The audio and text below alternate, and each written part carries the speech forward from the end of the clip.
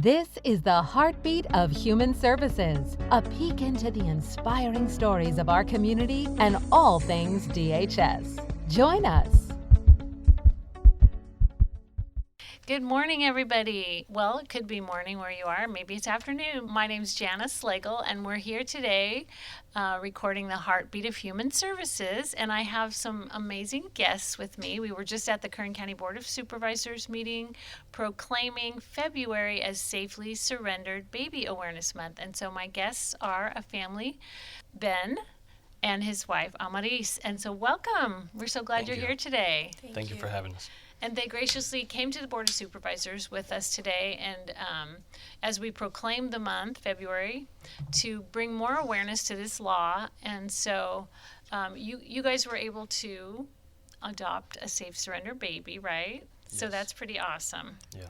And we know, when did you first begin the sort of, I think we want to adopt journey? Well, let's see. That's quite a story. I mean, I think, like I said at the board of directors meeting, we're Christians, and so we think that and that means that we're also pro-life. We advocate the sanctity of all human life, but we are also aware that it's important to back up our words with actions, right? And so there's many children out there that are in unfortunate circumstances, and that's always been in the back of our minds. I mean, my wife, if she wants to, can talk more about her background, being around other foster and adoptive families, even trying to offer some help at abortion clinics, trying to offer help to mothers, seeing there's other options. Yeah. There's other ways, and that doesn't involve trying to make two wrongs a right, so to speak.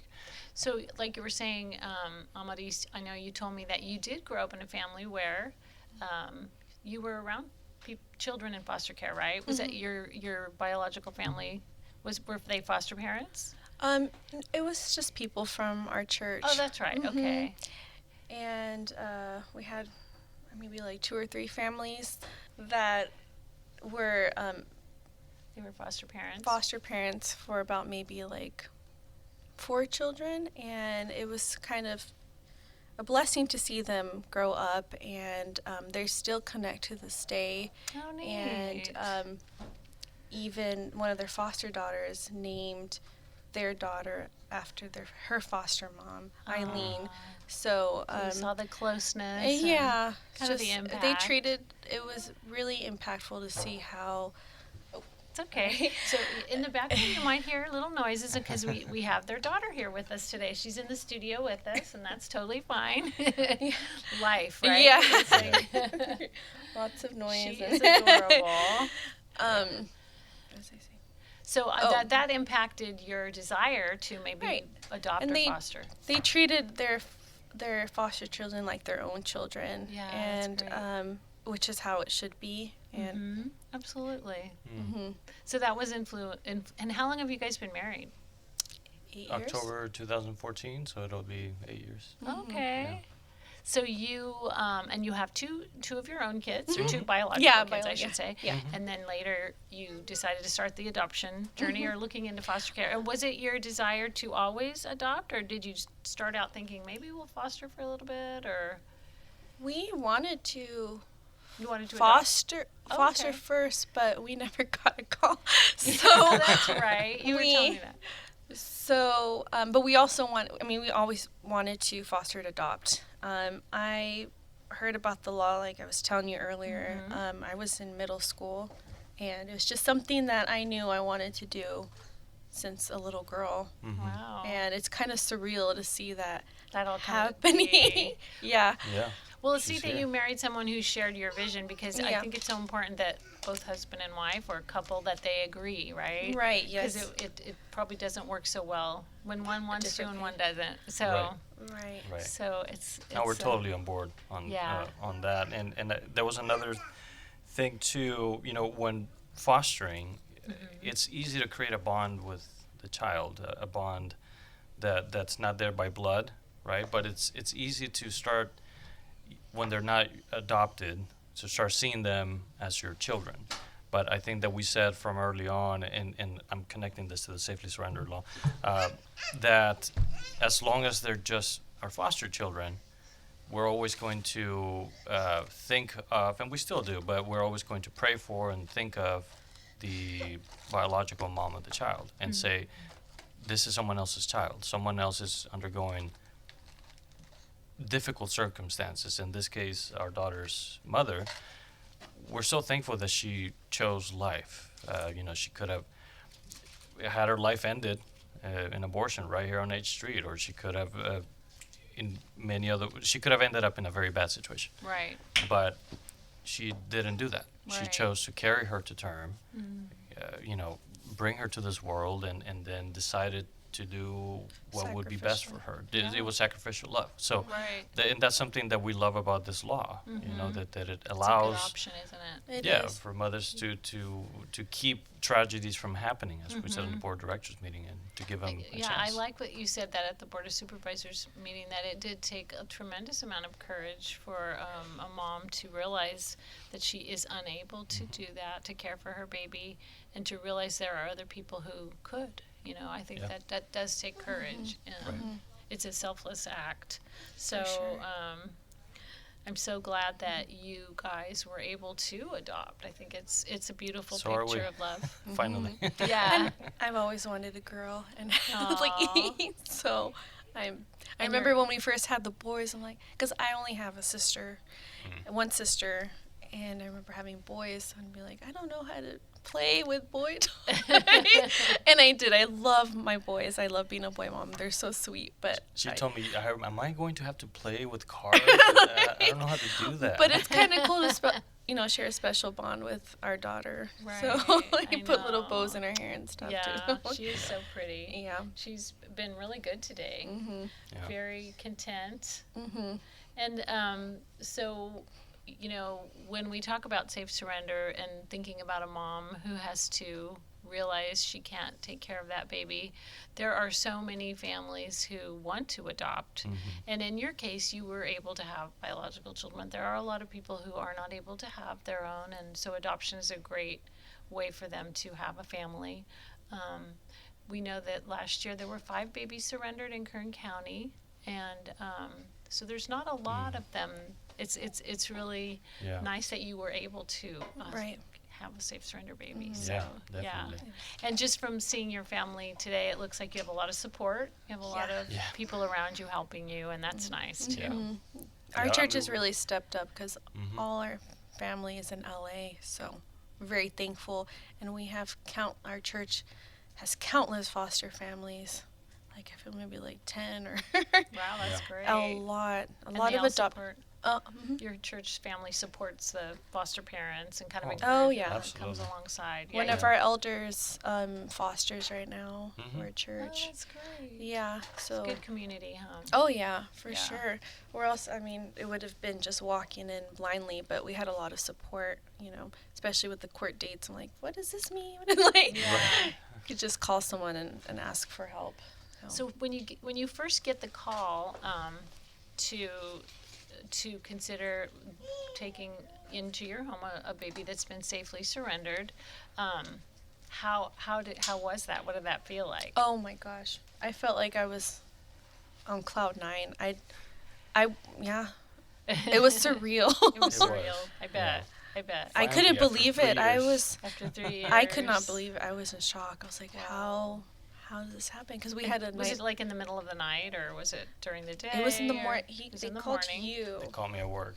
Well, no, they called my wife, and then they called me. Oh, I didn't answer. Then I kept trying to call my wife. I think she was taking a shower, and she finally responds were and at says, work. "Answer the phone. We got a call." yeah. Yeah, because I think what happens is they are, and I'm talking about the Kern County Adoption Agency through the Department of Human Services, they will call a person who has gone through the process to become an adoptable parent. And I think that you only have a certain amount of time. If you don't call them back, then they'll go to the next name. Oh, really? Yes. didn't So, know that. Yeah. because there are many people who would like to adopt a safe Yeah. surrender. So I'm glad you called back.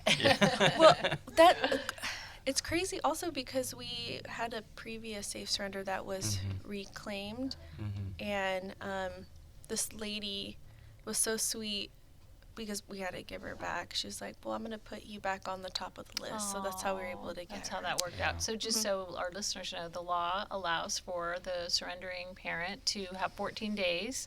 They call it a cooling off period. So the parent, if they, the next day they go, oh my gosh, what did I do? I do want this baby. There is 14 days and they can go back and reclaim the baby. And so that happened in your first calls. That's what you're saying. And we were happy too because we were praying like if the mother wants her baby, we want her to be with her mom. Right.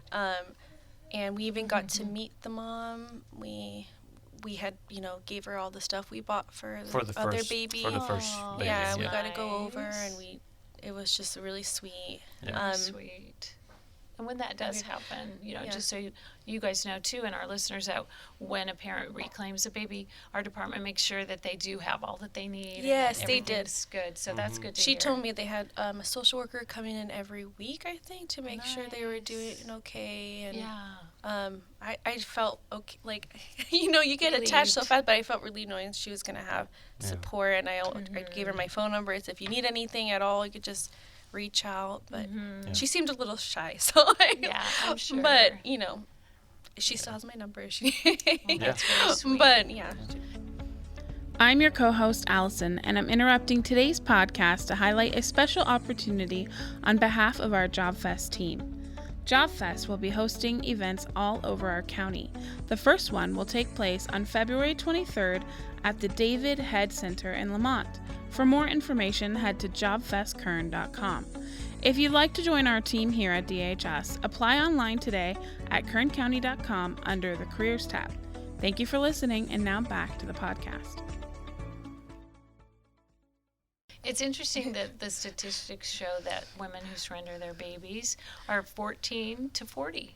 So they're not necessarily always teenagers. Right. okay. So it could be a woman who has been in a domestic violence relationship or some other, kind of crisis situation. But it can be anyone who has just had not things happen that weren't well for them. So I think we tend to, in our minds, sort of categorize it's all teenage girls, but it isn't. So I think that's interesting to know. It's a wide range. Yeah, it's a wide range, and it's all socioeconomic groups. It isn't just a certain group. Yeah. So that's why the law's there, though, to stop.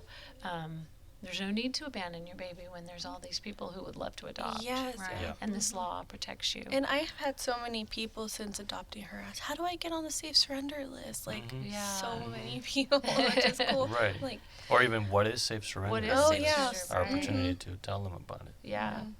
Yeah, that's why we do this month, to make sure people know about it, that it is a really good option. Trying to expand that so that people know about it. So I'm glad you're telling people that you know in your church, other people everywhere, and hopefully they'll hear our podcast today too. So while you're waiting for that 14-day period, so the first time the mom reclaimed, the second time, were you like on pins and needles, like, okay, is it 14 days yet? oh, yes. Yeah. It was heartache. It's, Keep your phone a ringer. It's heartache. I'm sure.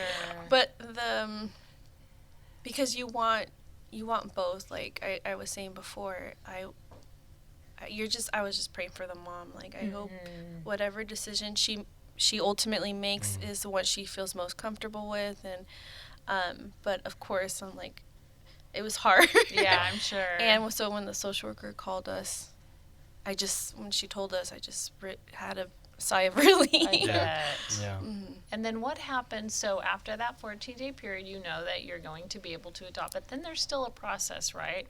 So what happened with your journey in terms of after that? Do you go to court? Yeah. I mean, there's the appeal process. We go through all the same steps. Same steps as any other type of adoption. Even if there's no parents to locate because of the safe surrender law, it's all anonymous. But we're pins and needles for months. They still have to, technically terminate rights and all that's still the same, but it's considered unknown father and mother. Right. Yeah. And so it's a little bit. Did it take about 6 months or how long? A year. A year. It was about Okay. a year. Take And that's a year. considered quick. Yeah. for adoption, for Yeah. sure. Yeah. A year. Yeah. Yeah. So then what's so cool is she has your name. She has everything. Her birth certificate's different now. It has your Yeah. name. Which we're Very still cool. waiting We're still waiting for. Oh, okay. Well, I'm sure that'll happen Just soon. every day he calls me, did we get it? I'm like, not yet. The Vital Records office, if you're listening to this. No. Yeah.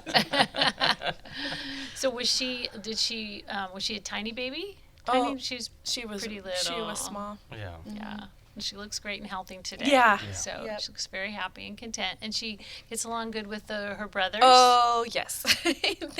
She gives them a run for their Does money. she? Yeah. She's actually the energetic ones. Our Yeah. boys are very calm.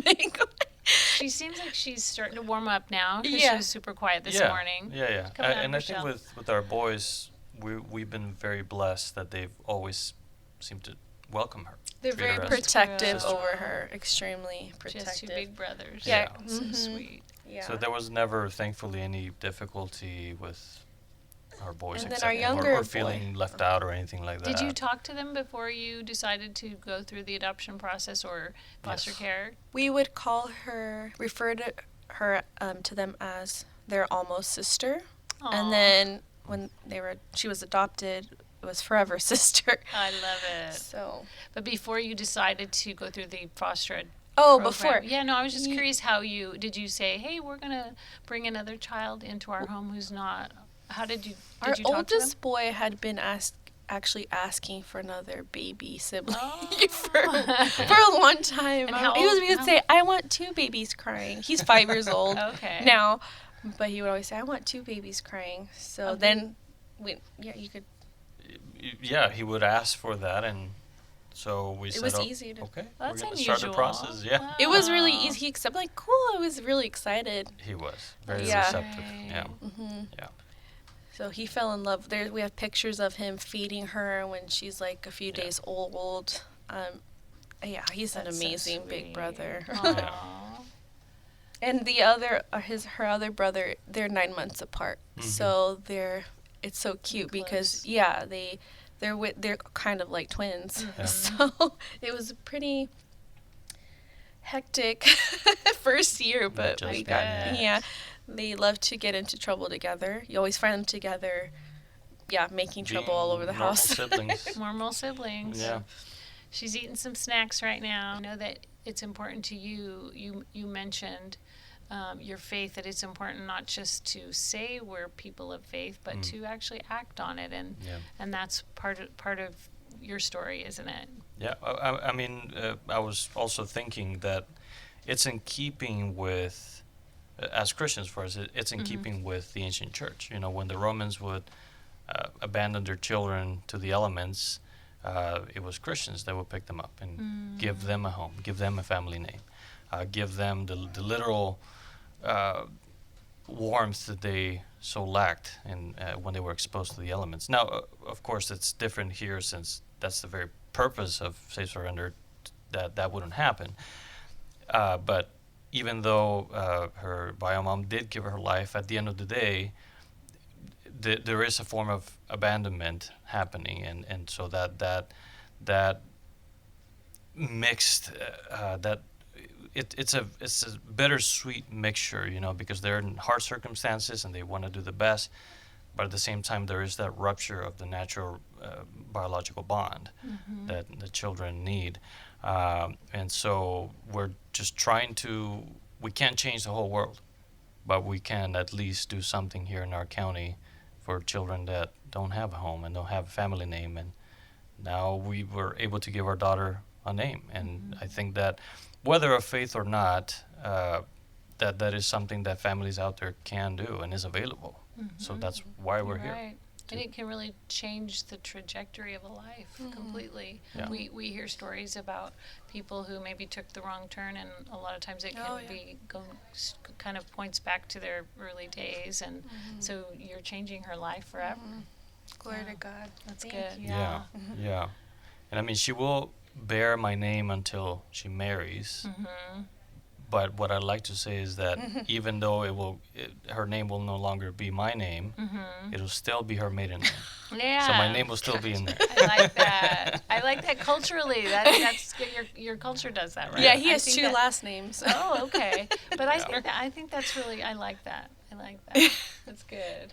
He tried to drop it when we got married, but Don't have to. the whole last names. process. That's a whole It's nother a headache.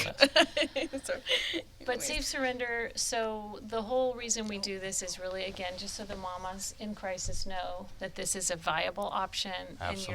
and you're saving the child's life and also changing the life of the child and the parent, the family who adopts the child. So it's really three families get, Yeah. Yeah. affected by it. And Yeah, so and there's no shame. There's only courage and. that's Oh. right.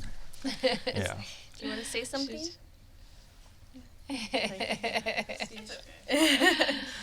Yeah, so you're right. The law says no shame, no names, and no blame. Okay. And so if a mom does surrender the baby, there are no questions asked.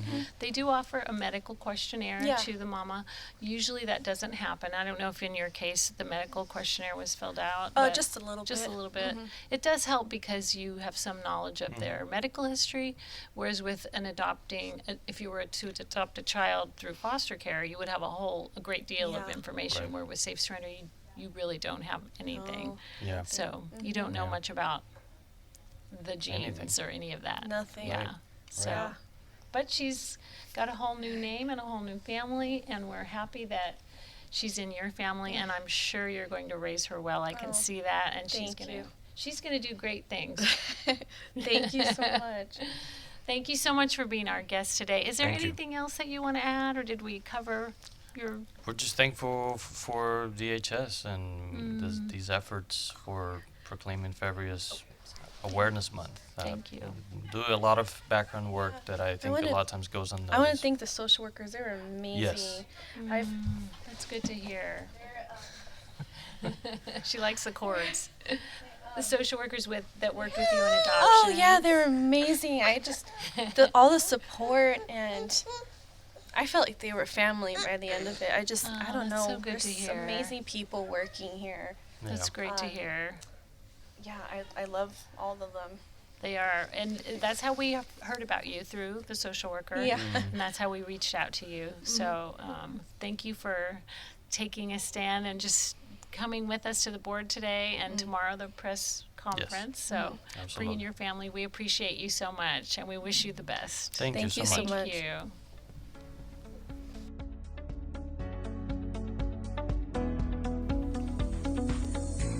I'm your co-host, Paul Hernandez, and in today's Mindful Minute, we'll be talking about unplugging from technology and just why it's so important. Have you ever found yourself waking up and immediately checking your phone, then going to work and staring at your computer all day, and then getting home to turn on the TV as you cook dinner, only to have more screen time on your phone right before bed? And to top it all off, you play white noise in the background to help you go to sleep. Because I have. As great as tech is sometimes, digital devices deprive your brain of needed downtime. Studies have connected this overstimulation to things like stress, anxiety, also linked to real disorders like fear of missing out, FOMO, also known as social media anxiety disorder, sleep deprivation, and so much more. So this is just a little reminder to wind down, set your phone down, meditate, or even reflect. This has been your Mindful Minute. Thank you for joining us for the Heartbeat of Human Services podcast today. We hope you'll join us next time.